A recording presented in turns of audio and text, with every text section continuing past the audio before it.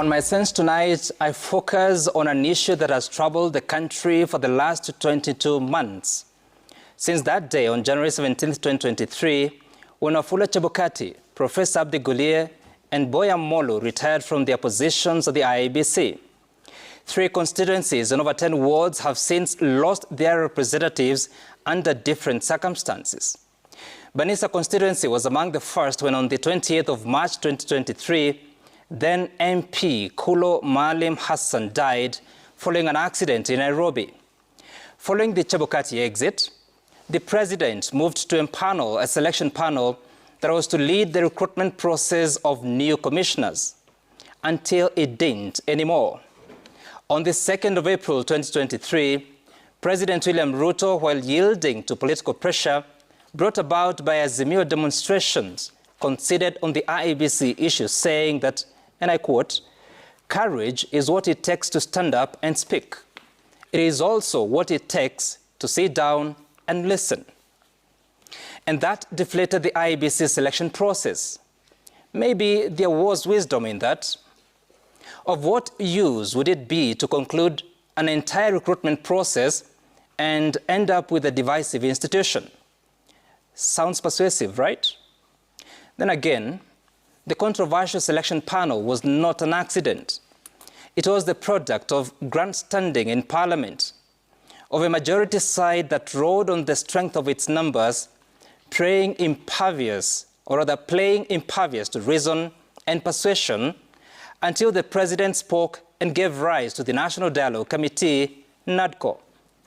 In January 2024, High Court Judge Mugure Thande directed the Nelson Makanda team to conclude the recruitment process, saying, quote, "Compliance with the Constitution should not be suspended for the sake of political expediency."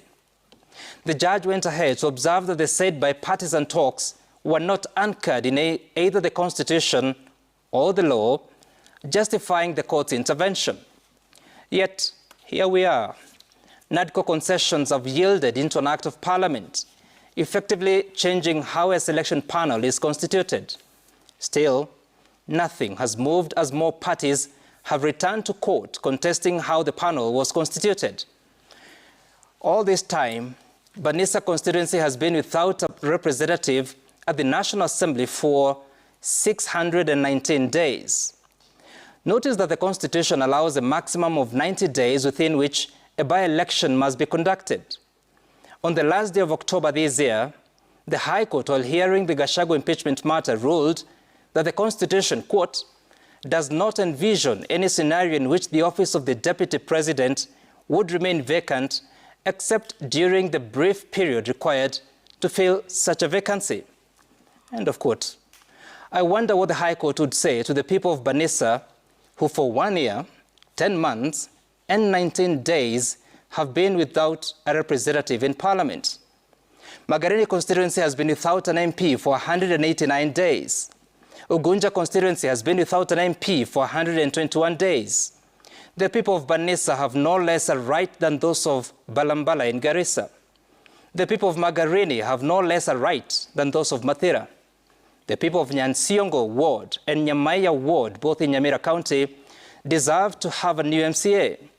The people of Fafi Ward in Garissa County, Mumboni Ward in Machakos County, Kisa East Ward in Kakamega County, the people of Angatananyokie Ward in Samburu, Narok Town Ward in Narok County, Chewani Ward in Tana River County, all these and more deserve a new MCA.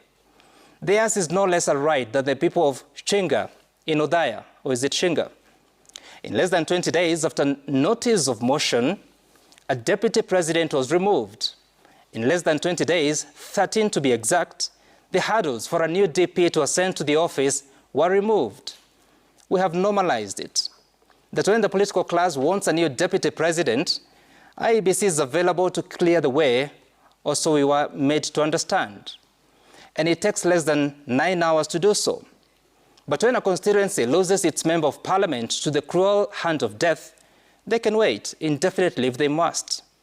An action perhaps more cruel than the hand of death. You see, the seat of MP or MCA is a seat that has no assistant, let alone principal assistant. There's not hierarchy of succession like is the case for the presidency. Perhaps the more reason why filling such a vacancy ought to be expedited. Failure to do so is to miss the essence of a constitution. It makes no sense. And that is my sense tonight.